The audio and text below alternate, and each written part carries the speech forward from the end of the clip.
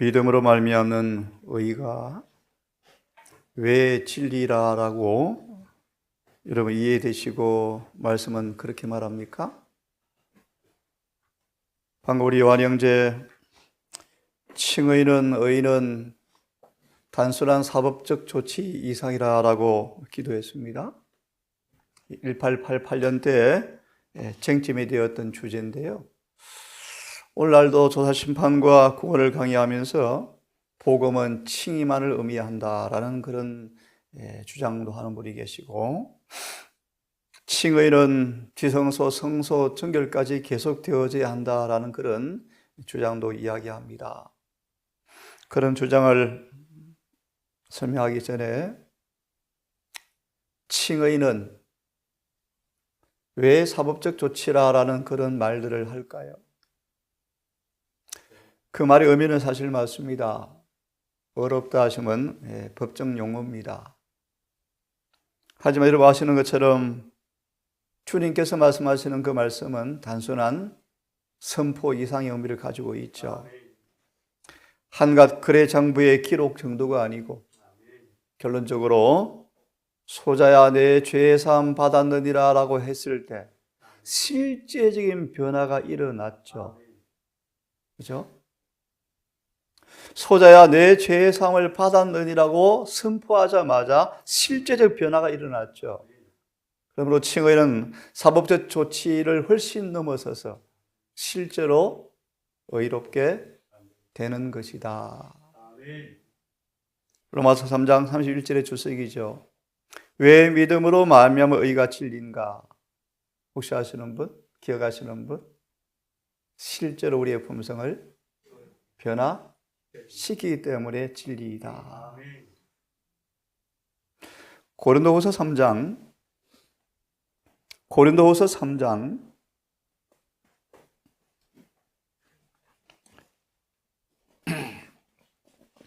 우리 보기 전 2장 14절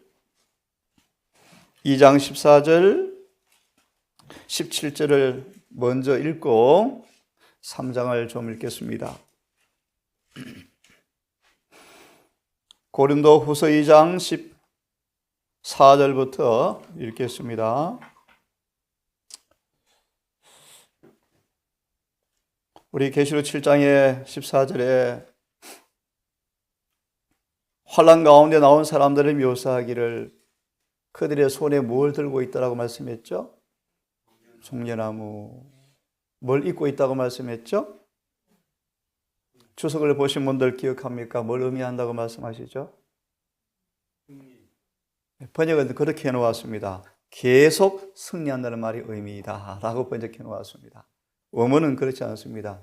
승리를 소유하고 있다라고 했는데 물론 의역하면 맞는 얘기입니다만 여하튼 우리 번역한 대로 말하면 손에 종려 가지를 든다는 말의 의미는 계속 승리해 왔다는 말의 의미이다. 이렇게 번역해 놓고 있죠. 14절 항상 우리를 그리스도 안에서 이기게 하시고 항상 우리를 그리스도 안에서 이기게 하시고 우리로 말미암아 각처에서 그리스도를 아는 냄새를 나타내시는 하나님께 감사하노라. 참 아름다운 말씀이죠, 그죠? 다니엘서 2장의 말씀 여러 번 말씀했습니다. 바벨론 궁정에 다니엘 세 친구를 통하여 이 냄새가 풀풀 났죠. 이 냄새가 많이 났죠. 아, 믿음은 사람을 의롭게 하는 것이구나. 다니엘의 착한 행실 때문에 환관장이 목숨을 걸고 다니엘 편에 서잖아요.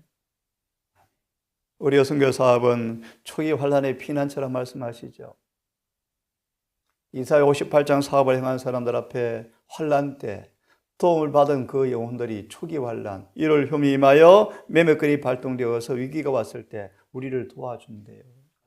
마이사르밧 가부처럼요. 이런 사람들이죠. 환관장이죠, 환관장. 자신의 위치와 목숨이 위태로움에도 불구하고 다니엘의 착한 행실에 편지를 읽고 감동을 받고 다니엘 편에 선 사람이 이 환관장이었죠.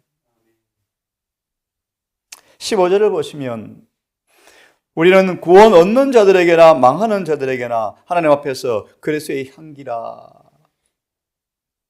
전쟁을 치르고 오는 군대의 전리품에 그들의 연기는 사로잡힌 포로들에게는 뭐요?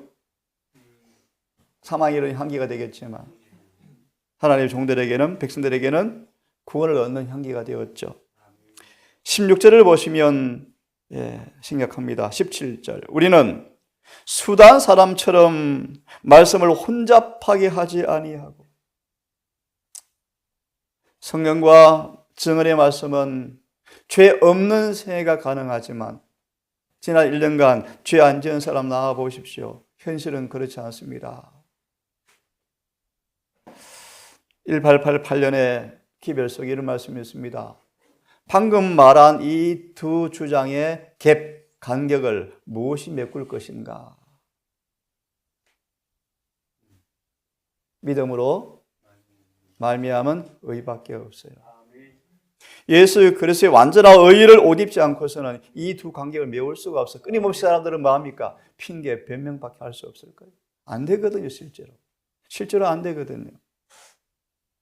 그래서 복음이 수단 사람처럼 혼잡하게 만들죠. 더럽히죠. 사람들은 그 수준에 만족해하고 좋아하죠. 다 썩는 거예요.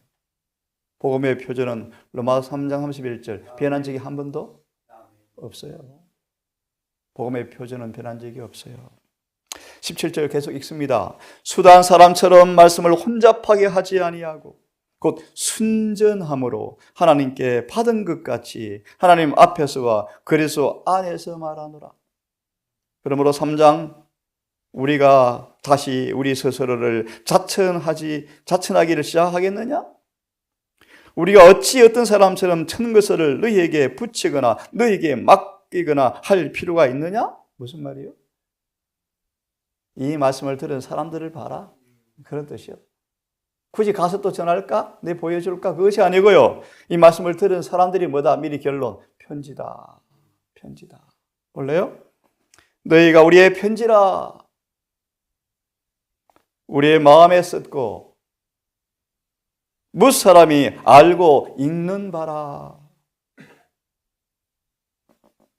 너희는 우리로 말미암아 나타난 그리스도의 편지니 이는 먹으로 쓴 것이 아니요 오직 살아계신 하나님의 영으로 한 것이니 돌비에 쓴 것이 아니라 오직 육의 신비에 한 것이라. 우리가 그리스도로 말미암아 하나님을 향하여 이 같은 확신이 있으니 우리가 무슨 일이든지 우리에게서 난 것 같이 생각하여 스스로 만족할 것이 아니니 우리의 만족은 오직 하나님께로 났느니라. 저가 또 우리로 새 언약의 일꾼 되기에 만족해 하셨으니 의무대로 하지 아니하고 오직 영으로 함이니 의무는 죽이는 것이요 영은 살리는 것이라. 7절 하반부는요 모세가 편지였죠. 얼굴이 환히 영광이 반사되어지죠. 이것은요 우리가 복음을 통해서 얻게 되는 영광을 상징한다. 성경 하나만 더 보고 오늘 화면을 통해서 마무리합시다. 민수기 12장을 보십시오. 민수기 12장 3절을 보겠습니다. 어제 계시록 7장 주석을 기억하시죠? 얼마나 웅변을 잘하느냐, 얼마나 많이 배웠느냐, 얼마나 자질이 많으냐, 얼마나 일을 많이 했느냐, 쭉쭉쭉 그거 묻지 않고 뭐라고 말씀한다고요? 나의 품성을 대표하였는가. 민수기 12장 2절과 3절을 보면요 세상에 미리암과 아론이 모세를 비방하죠. 참 그죠? 70인 장로 택할 때 왜 상의 안 했습니까? 우리를 제껴놓고 이야기했습니까? 아내를 택할 때 왜 하필이면 거기서 택했습니까? 우리도 하나님께로부터 거룩한 직임을 받고 은혜를 받은 영광을 받은 하나님의 종들인데 왜 우리를 제외시킵니까? 참 아론과 미리암이 모세를 비방해요. 참 무서운 얘기예요. 그래서 이 둘 다 광야에서 죽어요. 회개하여 구원은 받지만 가나안 땅 들어가지 못해요. 증언을 보시면 죄는 그들에게서 하나님의 영광을 앗아가 버렸다. 죄는 무서운 거예요. 반드시 결과는 옵니다. 자, 본들로 아니고요. 비방하더라. 2절. 그들이 이르되 여호와께서 모세와만 말씀하셨느냐? 우리와도 말씀하지 아니하셨느냐 하며 여호와께서 이 말을 들으셨더라. 기억하십시오. 여호와께서 이 말을 들으셨더라. 우리 말을 다 들으시죠? 다 들으십니다. 히브리 1장 14절에 주석에 보면 천사는 빠짐없이 다 기록한대요. 두려운 얘기입니다, 여러분. 엄숙한 얘기죠. 자, 오늘 본 성경절을 봅니다. 3절의 말씀. 그런데 너희는 들어볼래? 이 사람 모세는 온유함이 지면의 모든 사람보다 승하더라. 하나님의 평가죠. 왜 그런 모세를 비방하느냐? 지위가 사람을 만들지 않습니다. 학위가 사람을 만들지 않습니다. 그죠? 주석을 좀 보시면서 3절에 보시면 모든 위정자들보다 더 우월한 모세였다. 첫째 줄을 보시면 지혜와 성실성에 있어서 출중하게 우뚝 솟아 있었다. 네? 참 하나님의 평가를 보십시오.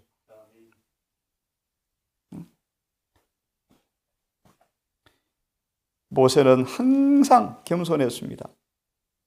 자기를 바라보도록 믿도록 하지 않고 모든 능력과 지혜에 끊어내신 하나님을 가리켜 보였다.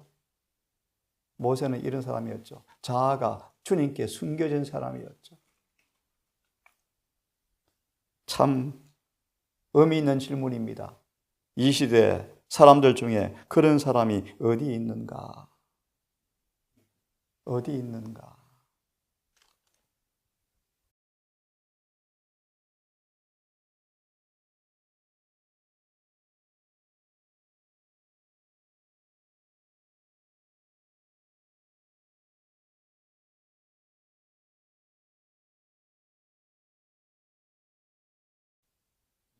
교회적인 사건인가요? 이 생에서 행한 선택은 영원한 선택이 될 것이다. 예, 모세는 히브리 11장 바로의 공주의 아들이라 칭함을 거절하고 동족과 더불어 고난받기를 택한 선택의 결과로 지금 하늘에 가 있어요. 하늘에. 미래가 안 돼 있고요. 지금 살아있는 채 하늘에 가 있죠. 우리의 선택은 영원한 것이 될 거예요. 좀 읽어보겠습니다. 참 모세 이 시대에 그런 사람이 어디 있는가? 예? 잘 들어보세요. 하나님의 율법을 경멸적으로 말하는 사람들은 하나님께 불명예를 돌리고 있다. 인간 역사 속에 나타난 가장 표본적인 인물 위에 그늘을 던지고 있는 사람들. 무슨 뜻이죠? 예? 모세는 누구요? 그 안에 율법에 기록된 주님의 편지요, 편지. 거기에 율법을 지키지 못하고 수많은 핑계하는 사람들이 모세의 삶에 뭐한다? 그늘을 드리는 사람이다. 그런 말이에요. 그늘을 드리는 사람이다. 그늘 얘기하니까 어떤 말씀이 기억이 납니까? 다니엘 4장이죠. 느부갓네살이 엄청 큰 나무인데 그늘만 드리워서 남 식물 못 자라게 하잖아요. 맞죠?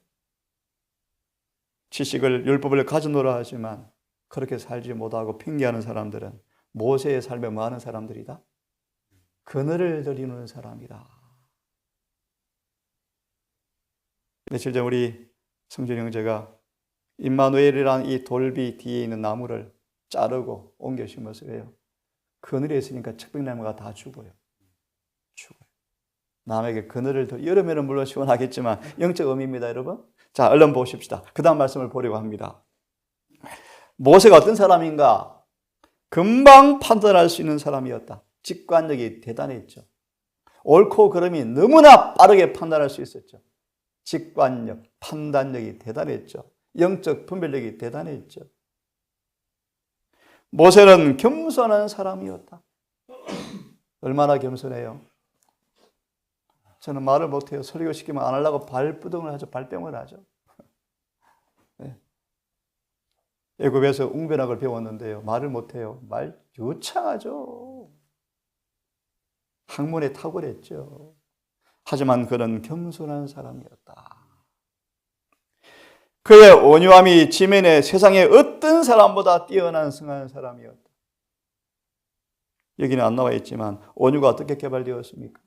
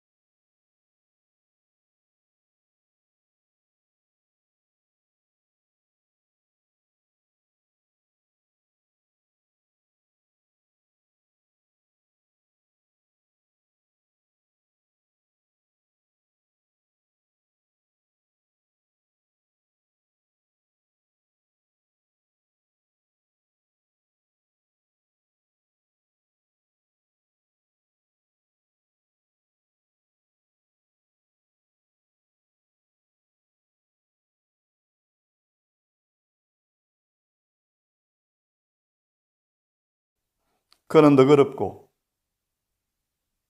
고상하고 균형이 잘 잡힌 인격자였다. 이사야 54장 17절 내게서 받은 의인이라. 이사야 9장 주님께로 받은 의의 반사죠. 그래서의 편지죠. 편지 써봤어요? 그의 자질들은 이 말씀 앞에 할 일이 많습니다. 불완전하고 반쯤 개발된 것이 아니었다. 그는 사람들을 아주 성공적으로 권면할 수 있었다. 탁월한 상담가였죠. 왜요? 그 속에 여호와의 영이 거하였죠. 여호와의 신이 있는 사람이었죠. 참고로 여러분, 모세가 70인 장로를 임명할 필요가 없었대요. 근데 모세가 불평을 해버렸어요. 하나님 힘들어요. 그것 때문에 배도가 또 일어나잖아요. 배도.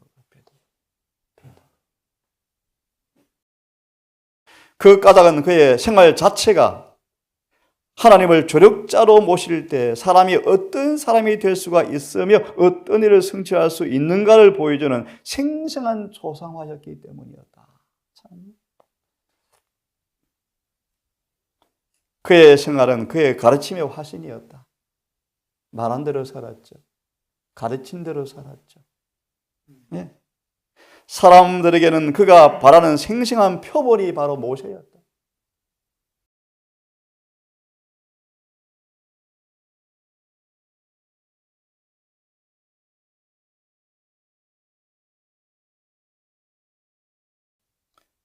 그는 마음속 깊은 곳에서부터 말하였고 입술에만 말이 맺는 게 아니고요. 그 삶 자체에 경험된 사람이죠.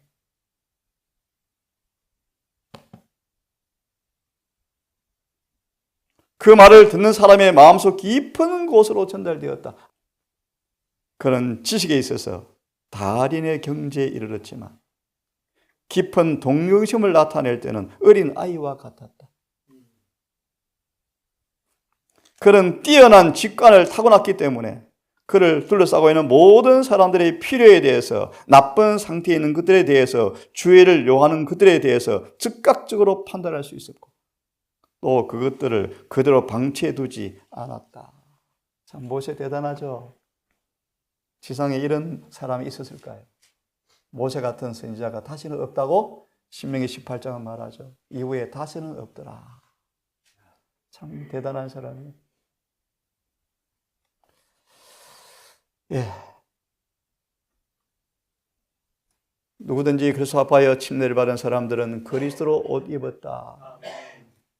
맞아. 빨리 진행하고 마무리합시다. 사도 요한도 이런 사람이었죠. 자만스럽고 야심적이었고 화를 잘 내고 남을 멸시하기를 잘하고 남에게 해를 잘 끼치는 사람이었던 이 요한이 사랑의 사도로 변화되었어요.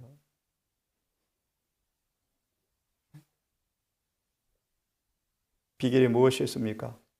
예수님과 오랫동안 사귀었죠. 사귀었죠. 여러분 누구와 사깁니까?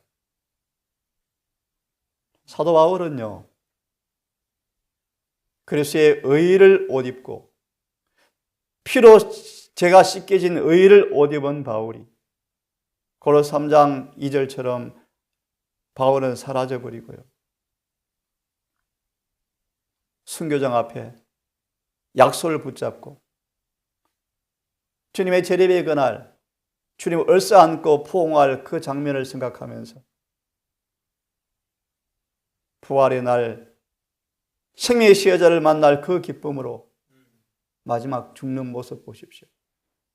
두려워하거나 패색한 기색이 없이 승리의 노래를 부르며 죽는 바울을 보십시오. 14만 4천 어떻습니까? 그 입에 거짓말이 없고 흠이 없는 자들이더라. 마지막 지상의 편지, 마지막 지상 역사 편지의 모습이죠. 우리에게 어떤 편지가 읽혀져야 합니까?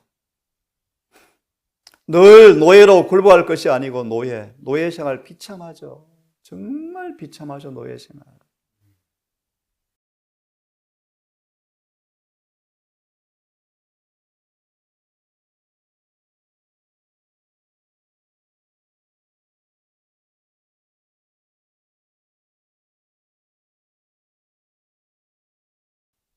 근데 우리가 대원수 마귀의 노예로 사는가? 그러므로 하나님을 사랑하는 사람들은 의심이 안개 위로 높이 솟아오를 것인데 밝고 넓고 깊은 상경음을 통하여 온유하게 되어 그리스도처럼 될 것이다. 왜 안 되지? 진리는 그런데 왜 안 되지? 왜 안 되지? 셋째 천사의 기별의 경험, 제성자의 경험은 끊임없이 제가 나와서 뭐 드리는 것이다, 바치는 것이다, 이런 말에 사람들이 아멘 아멘 하는데 아니요. 셋째 천사의 기별은 죄를 끝내는 기별이요. 죄를 끝내는 기별이요. 우리 영혼의 성소 안으로 죄의 물줄기가 바짝 말라버리게 하는 기별이에요, 여러분. 왜 의심이 있죠? 이런 경험이 없으니까요. 없으니까 의심을 하죠. 그 영혼은 하나님께 위탁되어서 그리스도와 함께 하나님에 감추어져서 태만과 조롱과 경멸의 시험에도 아무렇지 않다. 기분 하나 안 상하더라. 마음 하나 안 상하더라. 어떤 고난을 당해도 주님은 실패하거나 실망하거나 화를 내거나 실망하지 않으셨죠. 그러므로 참된 그리스도인들은 이 모든 경험이 그들에게 뭐예요? 입혀지기 때문에 그분의 품성으로 그들도 그렇게 될 것이다, 그런 뜻이에요. 그렇지, 여러분? 우리의 의를 빨리 벗고요, 이 의를 옷 입으셔야 돼요. 평소에는 너무너무 이뻐 보이는데 위기 때 들통납니까? 자기 의요, 가장된 의요, 흥급으로 귀여운 품성이요. 어느 바보 천치가 큰 옷에 새 옷 사가지고 새 옷을 잘라서 입힙니까? 깊습니까? 무슨 뜻인지 아시죠? 이게 라오디게아 교회의 모습이다. 동산에 10년 사니까 와, 많이 변했네, 이 정도의 모습을 가리켜요. 결정적으로 변해야 돼요. 결정적으로. 크게 읽습니다. 시작. 그리스도의 무결성에 대한 최고의 증거는 자세이다. 시급을 받을 때 침삭하고 신뢰하지 못하는 자는 하나님께서 당신의 완전한 품성을 자기 안에 드러내실 권리를 그분으로부터 빼앗는 도둑이다. 깊이 윤회해 보세요. 그죠? 무슨 뜻인지 아시겠죠? 잔인한 취급을 받을 때, 가혹한 취급을 받을 때 당연한 다윗처럼요, 심의가 계속 저저고 따라오잖아요. 네 꼴이 그렇지. 그때 다윗의 신하들이 저 죽여버립시다. 아니야, 가만두어라. 다 나 죄 때문이었다. 정언의 말씀 읽어보셨어요? 당연히 화를 내에 미쳐 나갈 정도로 자극을 받았지만 다윗은 잠잠했죠. 정언에 펴보세요. 용서받은 의인의 모습이 백향목의 모습이 되어버렸어요. 격하기 쉬운 성격의 사람, 전쟁을 너무 많이 치러서 격하기 쉬운 성격의 사람이었는데 그렇게 미쳐 나갈 정도로 자극을 받는 와중에도 온유한 다윗을 가리켜서 가장 아름다운 모습이었다.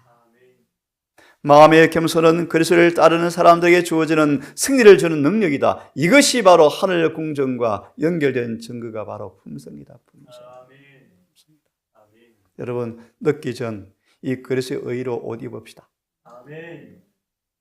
크게 읽고 오늘 마치고요. 또 다음부터 신앙본과 참된 길을 마주하겠습니다. 같이 읽습니다. 시작. 그리스도를 믿음으로 말미암 이것을 우리가 고백하는 우리가 진리하는 것을 세상에 보여주는 일입니다. 아멘. 로마서 3장 19절 28절 기도합시다. 아버지, 그 사람의 족적은 말 그대로 발자국을 남긴다고 말씀하셨습니다. 우리가 스스로를 이웃을 생각할 때 어떤 향기가 나는지, 물론 우리의 판단이 다 옳지는 않지만 성경 말씀하시기를 우리는 그것의 편지요 향기라고 말씀하셨고 아무도 숨길 수 없는 향기가 나온다고 말씀했습니다. 이웃을 구원하는 생명의 향기가 나오는지, 그늘을 들여오는 그릇된 향기가 나오는지, 율법의 그늘을 던지는 마귀의 대리자인지 아무도 숨길 수 없는 향기를 내뿜긴다고 말씀했습니다. 오늘 우리 모세를 보았습니다. 그 놀라운 모세를 통해 비춰지는 주님의 편지를 읽었습니다. 얼마나 거룩하고 얼마나 고귀한지. 그것은 바로 주님께로부터 받은 의라고 배웠습니다. 우리 모두에게도 이 의가 입혀지면 우리 또한 우리의 생생한 표본 예수님, 모세, 요한처럼 된다고 말씀하셨습니다. 오늘 대망을 품고 목적을 우리의 표대를 높이 두고 맹렬히 성령 안에서 전심전력하겠습니다. 오늘도 저와 이 싸움에서 은혜를 통해서 극복하고 이기고 우리 안에 주님의 완전한 품성을 드러낼 권리를 도둑질하지 않고 모든 시험과 유혹의 기회마다 주님 편에 자아를 숨김으로 승리하여 주님께 영광 돌리기를 원합니다. 아버지, 벌써 한 주가 지났고 예비일이 벌써 되어버렸습니다. 얼마나 하루하루가 신속히 가버리는지, 얼마나 시간의 흐름이 유수구처럼 지나가 버리는지, 벌써 인생이 끝나가고 있는 사람도 있고 아이도 태어나자마자 죽어가고 있다고 성경은 말하고 있습니다. 이 엄숙한 진리 앞에 인생을 마무리할 때 주님께서 우리를 부르실 때 내가 어떤 사람 되어야 마땅한지 잊지 말게 하셔서 매 순간 아버지와 아들과 사귀는 우정을 통하여 사도 요한처럼 믿음으로 의롭게 되는 경험을 실제로 하게 도와주시옵소서. 아픈 성도들, 병약한 주의 자녀들 모두 기억하시고 그들의 긍휼을 입혀주시고 주님을 찬양하며 감사하며 믿음으로 모든 것을 이길 수 있도록 도와주시옵소서. 예수님의 이름으로 간절히 기도드리옵나이다. 묵상으로 예배를 마칩니다.